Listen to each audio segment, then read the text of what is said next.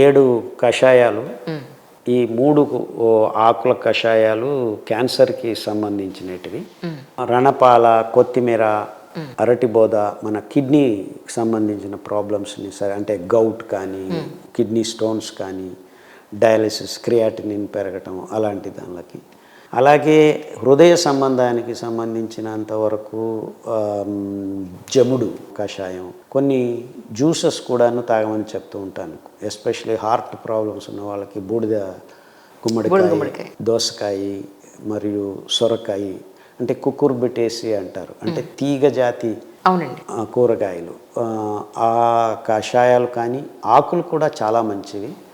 ఇవన్నీ శాస్త్రీయంగా క్రమబద్ధంగా ప్రయోగాలు చేసి కనుక్కున్న విషయాలు. అంటే నేను కొత్తగా కనుక్కున్నానని కాదమ్మా, అది ఉన్నవి మళ్ళా రిపీట్ చేసి ఇదే అని ఖచ్చితంగా చెప్పగలిగే స్థితికి తీసుకొచ్చాను. అంటే మనం ఈ సంప్రదాయాన్ని పోగొట్టుకున్నాం, కషాయాల సంప్రదాయం. విషయం మెంతులు కషాయం, మీరు ఎండాకాలంలో తిరిగి వస్తే మెంతులు కషాయం తాగితే మీకు ఏ యూరినరీ ఇన్ఫెక్షన్స్ రావు. అది నేను చెప్పింది కాదు. అంటే మొత్తం మళ్ళా మనం పోగొట్టుకున్న ఈ ఒరవడిని వెనక్కి తీసుకొచ్చేదానికి గట్టిగా ప్రయత్నాలు చేస్తున్నాము. It works. ఇప్పటికీ ఎప్పటికీ పనిచేస్తాయి. అంటే అప్పుడెప్పుడో ఇప్పుడు పనిచేస్తుందా అని కొంతమంది వితండంగా ప్రశ్నలు వేస్తూ ఉంటారు. చేసి చూడు అని చెప్తూ ఉంటారు. జస్ట్ మ్యాటర్ ఆఫ్ 3 నిమిషాలు ఆకుల్ని ఉడకపెట్టడం, అంటే మరుగుతున్న నీళ్ళల్లో 3 నిమిషాలు ఉంచాలి, మూత పెట్టి స్టవ్ ఆఫ్ చేసి ఉంచాలి. ఇట్ ఇస్ కాల్డ్ బ్రూయింగ్ అంటారు కొంతమంది. అది మెల్లిగా తన నీళ్ళల్లో కరిగే గుణాలని వదిలేస్తుంది.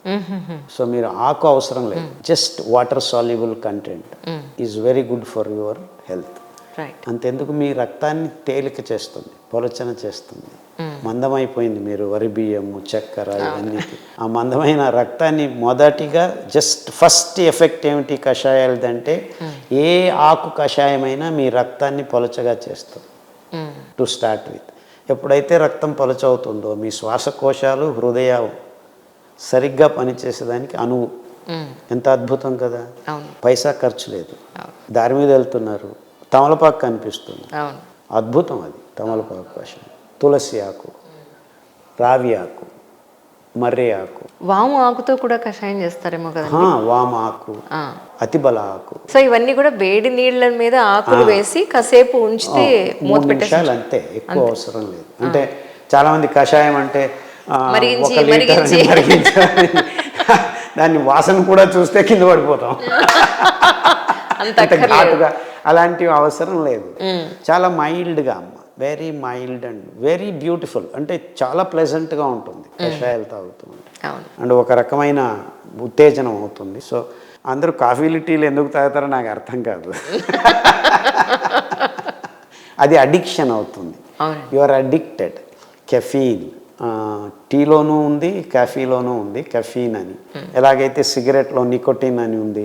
ఇప్పుడు అందరూ చాక్లెట్కి అడిక్ట్ అవుతున్నారు. అందులో కూడాను థియోబ్రోమిన్ అని ఒక ఆల్కలాయిడ్ ఉంది. అందుకే అందరూ అడిక్ట్ అవుతారు. అసలు దాని పేరే పెట్టేశారు థియోబ్రోమా అని. దాని పేరే సైంటిఫిక్ నేమ్. సో థియోబ్రోమిన్ అనేది ఒక భయంకరమైన ఆల్కలాయిడ్. అందుకే అందరూ అలా అడిక్ట్ అవుతారు. అలాగే ఈ గుట్కా. కానీ అంత దారుణం అండి. మనిషి ఆరోగ్యం మీద బిజినెస్ ఏంటండి? జనరేషన్స్